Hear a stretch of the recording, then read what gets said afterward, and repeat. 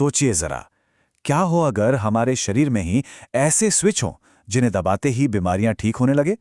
सुनने में बिल्कुल किसी चमत्कार जैसा लगता है ना, है ना? पर न्यूरोथेरेपी, जिसे हम दबाव का विज्ञान भी कहते हैं, वो यही कहती है कि ये मुमकिन है। तो आज हम इसी विज्ञान की गहराइयों में उतरने वाले हैं। तो सवाल यही उठता है कि क्या सच में शरीर के कुछ पॉइंट्स को दबाकर बीमारियां ठीक की जा सकती हैं? न्यूरोथेरेपी का जवाब है हाँ, बिल्कुल।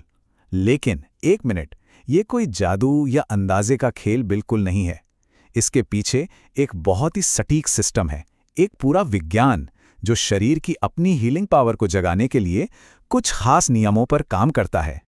तो चलिए इस सफर की शुरुआत करते हैं और सबसे पहले उन गोल्डन रूल्स को समझते हैं जो हर एक ट्रीटमेंट की नींव हैं।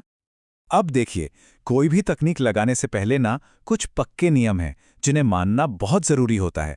ये रूल्स सिर्फ पेशेंट की सेफ्टी के लिए नहीं है, बल्कि ये पक्का करते हैं कि ट्रीटमेंट का असर भी पूरा हो। तो सबसे पहला और सबसे जरूरी नियम क्या है? वो है ये नंबर 6 सेकंड।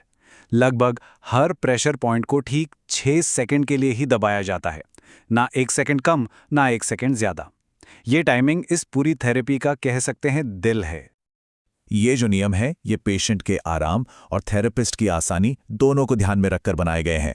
जैसे प्रेशर हाथ से भी दे सकते हैं और पैर से भी, लेकिन जिस भी हिस्से पर प्रेशर दिया जा रहा है उसके नीचे तकिया लगाना जरूरी है। और हाँ, एक और जरूरी बात, प्रेशर कभी भी किसी नोकदार चीज से नहीं दिया जाता। हमेशा चौड़ी सतह जैसे हथेली या एड़ी का इस्तेमाल होता है। ठीक है, तो नियमों को समझने के बाद अब आगे बढ़ते हैं और देखते हैं कि ये सब असल में काम कैसे करता है। शुरुआत करेंगे उन फाउंडेशनल ट्रीटमेंट से जो ज्यादातर तब दिए जाते हैं जब मरीज पीठ के बल लेटा हो। ये जो ट्रीटमेंट है इसे पैन कहते हैं और ये सबसे कॉमन ट्रीटमेंट्स में से एक है। इसमें होता क्या है कि हिप जॉइंट के पास दोनों जांघों के अंदरूनी हिस्से पर एक साथ प्रेशर दिया जाता है। इसका सीधा असर शरीर के कोर फंक्शंस, खास तौर पर डाइजेस्टिव सिस्टम को बैलेंस करने पर होता है। अब यहाँ एक बहुत ही दिलचस्प बात सामने आती है। ये सिस्टम शरीर के दाएं और बाएं हिस्से में फर्क करता है ताकि अलग अलग ऑर्गन्स को टारगेट किया जा सके। जैसे अगर गॉल का ट्रीटमेंट करना है तो प्रेशर बाएं यानी लेफ्ट जांघ पर दिया जाएगा, और अगर स्प्लीन के लिए करना है तो दाएं यानी राइट जांघ पर। और यही बात इस थेरेपी को इतना खास बनाती है। देखिए, अगर कब्ज यानी कॉन्स्टिपेशन की दिक्कत है तो प्रेशर दाईं जांघ के बीच में दिया जाता है, और अगर पेचिश यानी डिसेंट्री है तो बस बाईं जांघ पर। सोचिए, बस जगह थोड़ी सी बदली और ट्रीटमेंट पूरी तरह एक अलग बीमारी के लिए हो गया। अच्छा, ये तो हुई शरीर के निचले हिस्से की बात। अब जरा ऊपर आते हैं, सिर और गर्दन की तरफ। इस सिस्टम में इनके लिए भी बड़े खास ट्रीटमेंट है, और सबसे अच्छी बात यह है कि इनमें से कई तो बैठे बैठे भी किए जा सकते हैं। जैसे कि ये रामन ट्रीटमेंट, ये गर्दन और अपर बैक के तनाव में फौरन राहत देता है। इसमें थेरेपिस्ट मरीज के पीछे खड़े होकर गर्दन के पास जो कंधे की मसल्स होती हैं उन्हें ऊपर की तरफ उठाते हैं और हाँ, वही 6 सेकंड के लिए होल्ड करते हैं। ये एक बढ़िया उदाहरण है कि कैसे शरीर का एक हिस्सा दूसरे से जुड़ा होता है। इसे स्ट्रेच ट्रीटमेंट कहते हैं। इसमें एक्शन तो हाथ पर हो रहा है, कोहनी से लेकर उंगलियों तक टिश्यूज को एक खास तरीके से खींचा जाता है, पर इसका सीधा असर और आराम गर्दन की मसल्स को मिलता है। कमाल है ना? तो अब बात करते हैं कुछ और एडवांस्ड, थोड़ी जटिल टेक्निक्स की। इनमें अक्सर शरीर के दूसरे हिस्सों का इलाज करने के लिए पैरों का इस्तेमाल किया जाता है।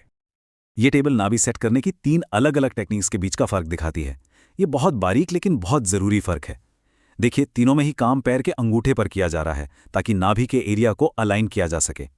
एनएनएस में सिर्फ अंगूठे को नीचे की तरफ मोड़ा जाता है। सीएनएस में क्या होता है, पहले टखने से नस को अंगूठे का खींचते हैं और फिर अंगूठे को नीचे मोड़ते हैं। और जो न्यू सीएनएस है, उसमें नस खींचने के बाद अंगूठे को नीचे नहीं बल्कि आगे की तरफ खींचा जाता है। तो जब हम इस पूरे सिस्टम को एक साथ देखते हैं तो सवाल उठता है कि इसके पीछे की मूल सोच क्या है, इसकी फिलॉसफी क्या है।